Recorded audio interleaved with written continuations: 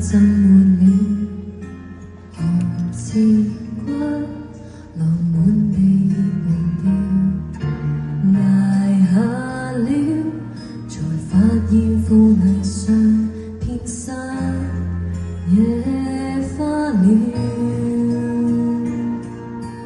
人大了，難得放肆地笑，才會懂煩惱盡能忘掉。而患病這刻，才發現極渺小，學會珍惜了。兒童有着兒童畏懼，成人都有成人唏噓，年年適應，年年老去，而智慧是沉着面對。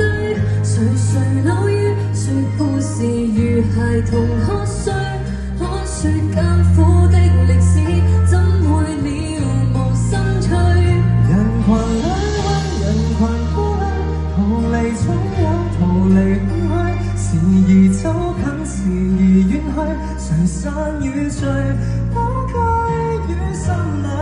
紅塵飄泊，在一日默然回首，和誰還是一對。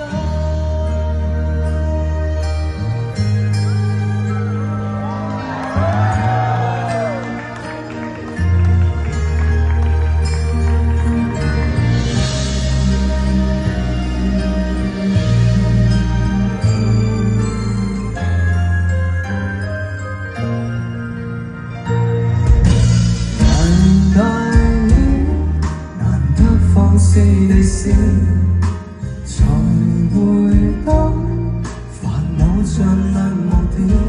而患病這刻，才發現極渺小，恨怨都不重要。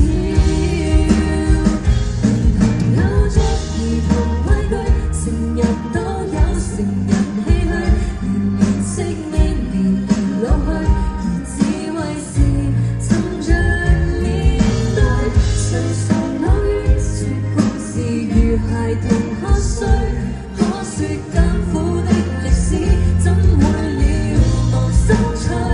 人群裏為人群孤單，逃離總有逃離空虛，時而走近，時而遠去，誰散與聚，都歸於心裏。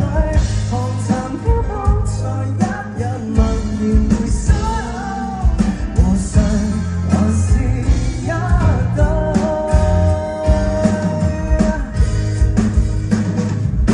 塵世間誰無畏懼，誰無心碎，誰無唏噓，年年適應，年年老去，而智慧是沉澱情緒。